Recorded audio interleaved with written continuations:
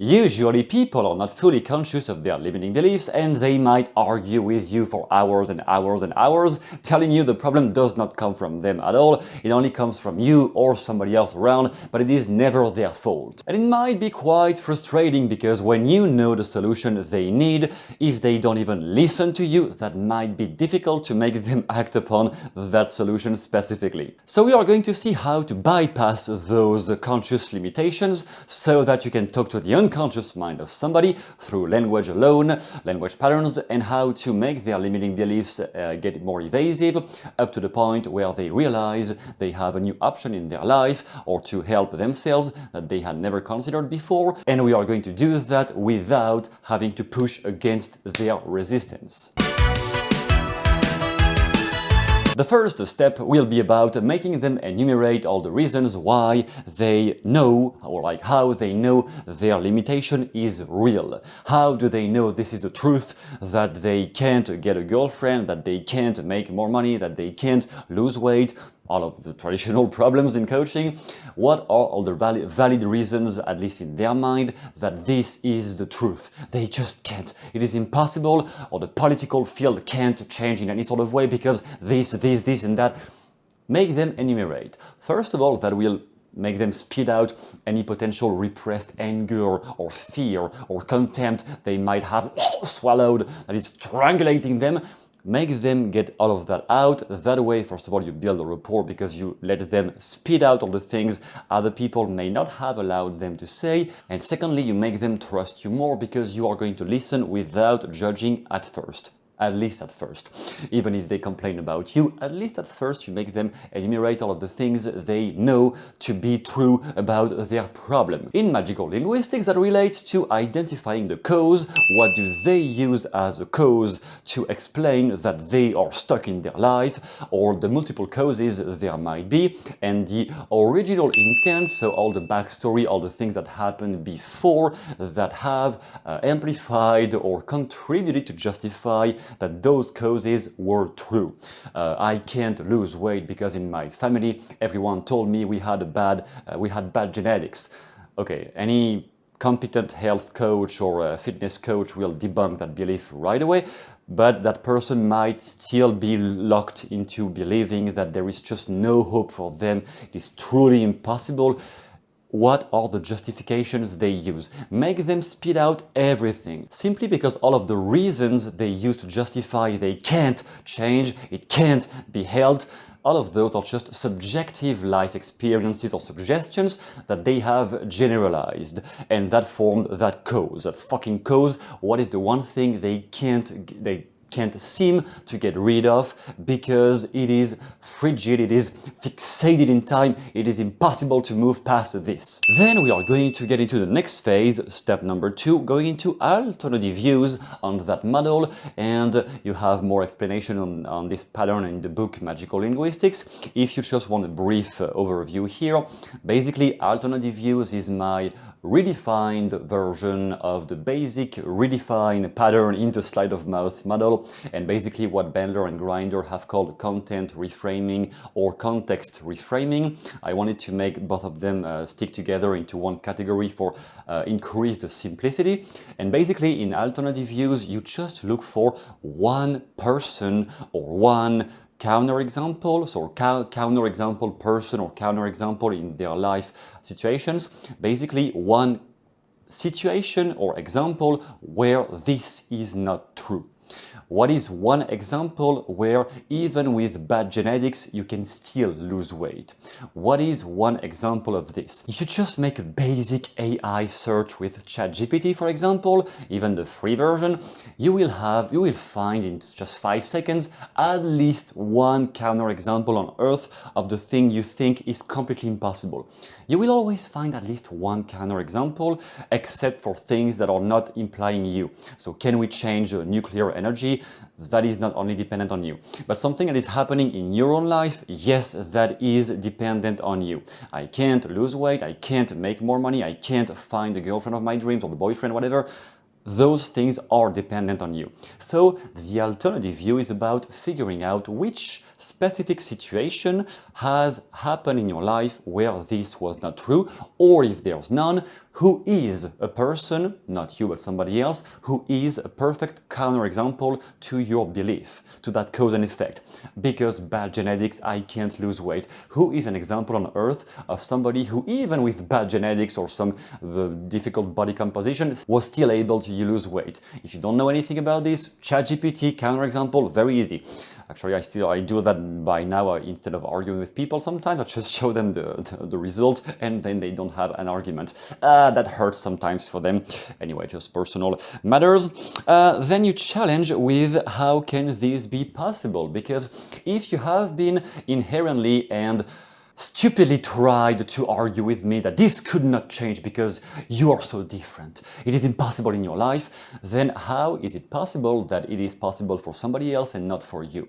What specifically makes you so special that you are so different from every other human being on earth that makes it literally completely impossible for you to change? What is the absolute truth for that? And since in first step 1, we made them elaborate on all the reasons they could eventually use to justify their case is hopeless, then that's going to be difficult to use even another reason because they have already spit out everything. So now if I ask a question using the specific examples they mentioned at first step, then they really just no longer have any argument to tell me it is impossible. Yes, it is possible. It's just you haven't found a way yet, but it is possible. And more specifically, if they really keep arguing that no, for them, finding a girlfriend for them, or making more money for them, or losing weight for them, no, it's just impossible, then I just challenge with the one mind-bending language pattern, what specifically prevents it from becoming possible? And in chapter 1 of my book, I explain when you use the pattern, what prevents you from, you add a transformational verb like become, it makes it more effective. Slightly nerdish technical thing here. What prevents it from becoming possible? I can't lose weight. What prevents you from becoming able to lose weight?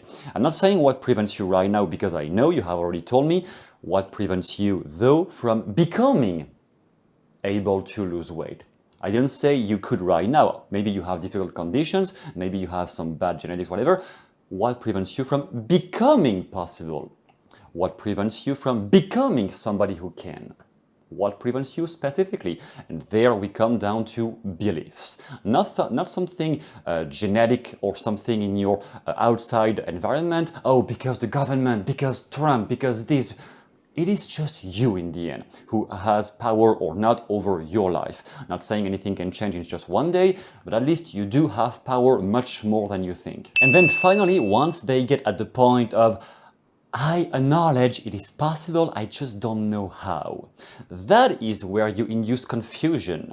When they finally accept that yes, there is an example, yes, it is possible, but I have never been able to. That's fine, I can hear that. You have never been able to, but you tolerate the possibility it will happen. This I can accept. There, I will stop being a douchebag with you and become a friend, because now we are evolving on common ground. We know that it is possible. Then I get into solution work, where most people try to start. Coaches who are not really used to that process, they try to attack people right away on the solution. You need to do this.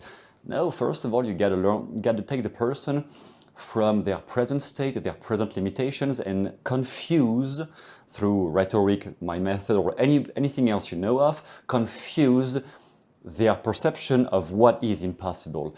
Once this is confused, and you know it is confused when they no longer have an answer, they stutter, or they just say, I don't know, then we can go into solution work. And solution work here looks like resulting outcome. As a result of this, since we know it is possible to lose weight even with bad genetics, then resulting outcome, how long do you think it will take for you? I'm not asking how to do it right now, because if that person has been feeling hopeless for years and years, asking them how can you change this, that might still be too brutal for somebody who feels hopeless. But for somebody who's at least open to change, asking how long do you think it would take, that is kind of a question to distract again the conscious limitation. When you ask them to clarify a time frame, you are making the goal clear in their mind indirectly. That is called the conversational postulate in the Milton model, for the nerds like me. Basically, you enumerate in your question an embedded command that will make the image you want them to think about more clear. So how long do you think it would take? Do you think it would take 1 year? Do you think it would take 5 years? Do you think it would take 6 months? I don't care about their answer. I just want them to picture in their mind the possibility that it will happen. So as a result, how long do you think it will happen, and maybe how do you think you will look like once you have achieved this?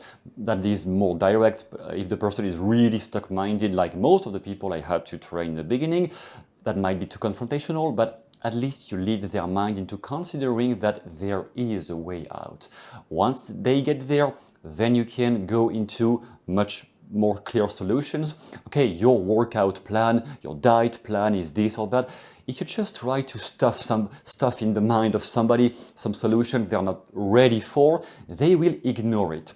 And then they will validate their limiting belief. Oh, I'm just hopeless, it is impossible for me. You see, I tried the method, did not work. But if they tried your method with the limiting belief still alive in their mind, with the worm, the toxic worm still alive in their mind and just eating their brain, metaphorically, then they will try your method and self-sabotage.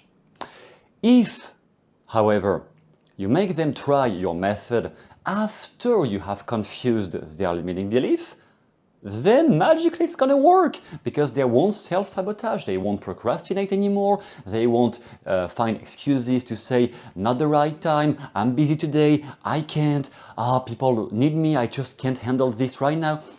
Everyone will have a ton of excuses coming from their limiting belief. Once the limiting belief has been crushed or at least confused, then any method, even the simplest methods, will work. The last thing to accept is that you can't really, or like difficult, and I would not recommend this, trying to help somebody who did not ask you for help. That is really a slippery field.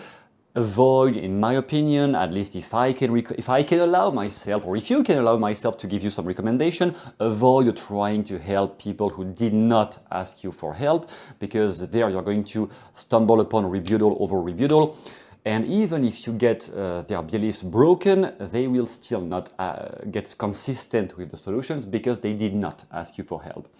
However, once the person has at least mentioned that they were trying to get better, maybe they did not tell you right away, oh, please coach me, but at least they mentioned they were looking for help, then yes, then you can challenge them, limiting beliefs, boom, boom, boom, crush that. When they did not ask you yet, stay calm, stay patient. And if you want a complete methodology for how to guide somebody into changing things about their life through the way you talk to them, through their limiting beliefs, changing their beliefs, you have a chapter down below, a bonus chapter to my book Magical Linguistics. So this chapter is not contained in the book. Even if you have the book, you still don't have this one. It is a chapter specifically on therapeutic language and how can you make the mind of somebody heal, or at least change their perceptions, even in just one session. From there, you can develop a better career as a professional of help, or anybody who is in need of coaching others. That might even work, that actually really works too in the corporate world. If you have a team, people to manage, and you have to motivate them, exactly the same thing. On top of that, if you have a status of authority over them, their unconscious mind will react even more positively to all of those language patterns. So this chapter is down below. You can click on the link, first link, and you can download it. And with that in mind, thanks a lot for watching. Always means a lot to me, and thanks for being here. And see you soon in the next video.